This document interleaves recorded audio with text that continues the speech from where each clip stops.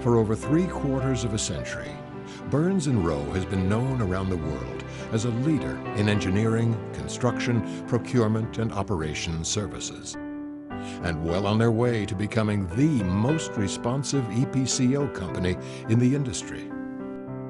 Whether it's a commercial or government project, Burns & Rowe has earned a reputation for responsiveness, innovation, and commitment to all of their client needs, supporting their corporate strategy of being the best to the best. Projects ranging from traditional fossil-fueled power plants to nuclear, advanced technology, and one-of-a-kind projects. This includes testing facilities for both Pratt & Whitney and Sikorsky aircraft, the Mercury space program, and helping to restore the Statue of Liberty. This culture of creativity, excellence, and exceeding expectations began with the founder, Ralph C. Rowe, and his partner, Alan E. Burns. Burns & Rowe sprang up during a tough time for the American economy, the 1930s.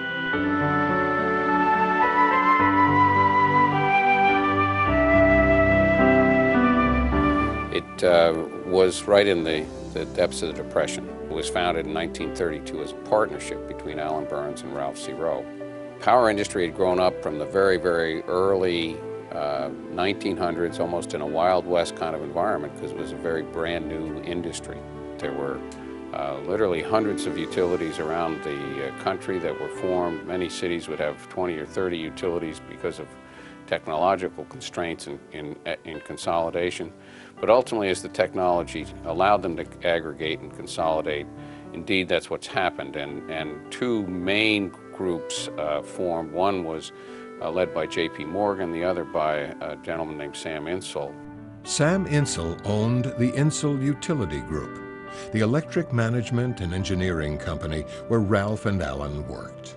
Sam Insel aggregated several utilities in a pyramid-type business model, leveraging the debt of one utility against the other. When the Roaring '20s came to a close and the stock market crashed, Sam was forced to declare bankruptcy.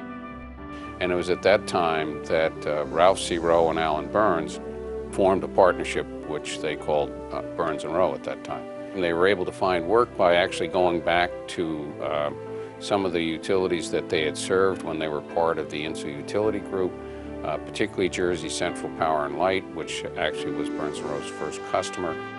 Still in the depth of the Depression, the market was very hard. So Alan Burns made the decision to accept a job offer and sold his half of the partnership. Ralph decided to press on, but the Rowe family had to make some bold decisions to keep the company moving forward. In 1938, there were only 2 power plant design jobs being bid, one of which was the city of Lansing out in Michigan, and Burns & Rowe decided to bid that, but they didn't have enough cash to fund that bid. So Ralph Rowe and his wife Esther, as the treasurer, mortgaged their home to come up with the cash to be able to have the money to fund that bid. Fortunately, they won. That was a very important win for the company for many reasons. The Lansing plant that Burns & Rowe had designed was earning the company many accolades. Power Plant Engineering magazine declared, "The Ottawa Street Station represents a milepost by which technical progress in the industry may well be measured." Ralph Rowe's prowess as a designer and businessman was becoming well established. But who was the man himself? My grandfather was a guy who had a fair amount of adversity in his childhood, but was a very sturdy person who was, I think, just a brilliant guy with a wonderful determination, sense of humor, and a very nice personal side. He cared a lot about people. He was kind of an austere figure because he was very introspective, quite serious. He was a man that was very scientific in his orientation. He was very much a technical person at heart. and kept on the forefront of the technology in the power industry at a time when it was really evolving a lot in terms of its technology. The thing about R.C. Rowe is he was self-taught and patented some remarkable ideas in power plant design. He worked in power plants and taught himself everything he knew. And of course, he got an honorary doctorate degree from Stevens Institute of Technology, and he also got one of the really significant degrees from, I think it's ASME, American Society of Mechanical Engineers, the George Westinghouse Medal. And in the era of Thomas Edison and all of those things were happening with electricity, my grandfather was in there. He was looking for efficiency down to the slightest amount, and he developed what they call the Rowe cycle, which was more efficient than other power plants. He developed pumps that were unusually efficient. he developed a desalination process that we sold to the Japanese. And what was remarkable about the man is he stuttered, and yet he got respect from everybody. He was a very strong-willed man. He had a great moral character and a modesty that was, you know, comes from, I think, being the kind of genius he was. R.C. Rowe established an ethical practice, ethical beliefs, moral beliefs. During the 1940s, World War II and a booming power industry brought extensive growth and prosperity to Burns and Rowe. By 1948, Burns and Rowe employed over 300 people and were heavily involved with the design, engineering, and construction of steam electric, turbine, and hydroelectric plants. It was during this post-war period that Ken Rowe finished his stint with the U.S. Navy and joined his father's company. And where R.C. Rowe was the innovator, the moralist, Ken was really the man with vision. My father was a very different individual, had a very sound technical base, but was much more a manager of people, if you will, than my grandfather. He also just happened to be a great engineer.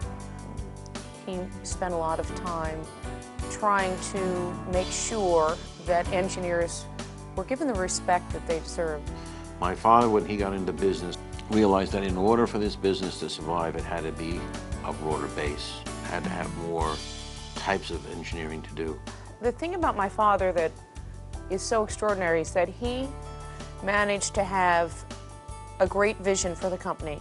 He inherited, I think, from my grandfather the determination to stick it out when things were tough. But my father, I think, saw the way to take things to a new level and then take them to a new level again. With the addition of Ken and his vision, Burns and Rowe began to work for various government defense agencies.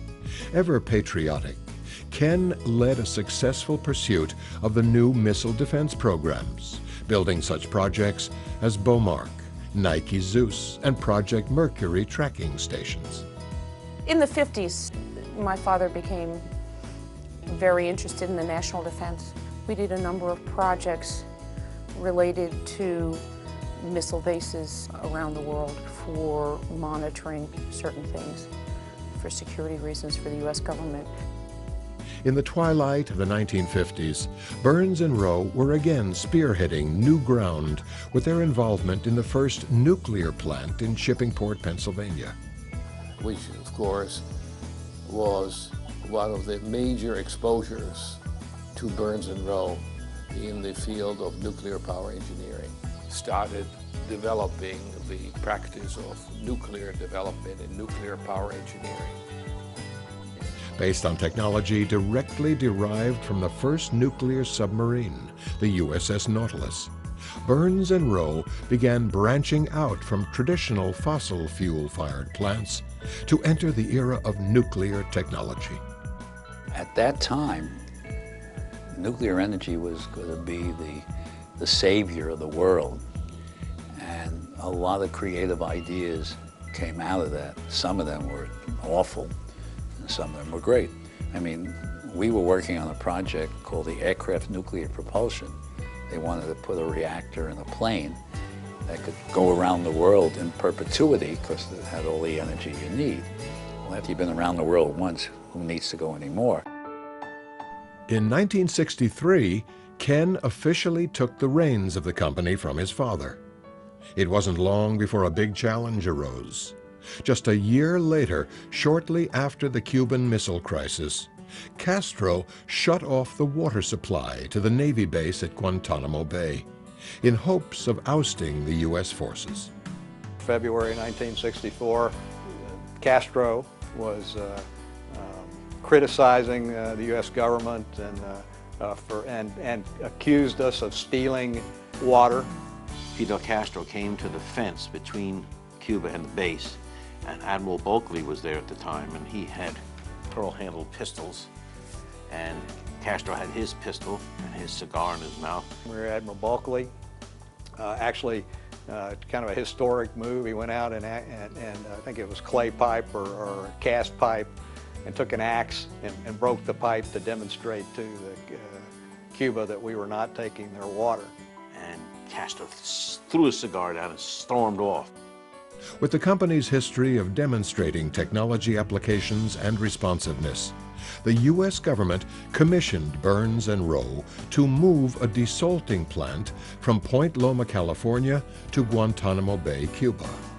You talk about responsiveness. My father and grandfather said, you know, there's that naval base in Cuba, they need water. They were very patriotic and felt that anything to do to support the government, support the military in a time of need would be something they would do. You know, within 9 months, we got the power plant and the desalting plant unit started. And because Burns Rowe did a wonderful job, so the Navy asked Burns Rowe to do the O&M. And that's the beginning of our O&M business in desalination.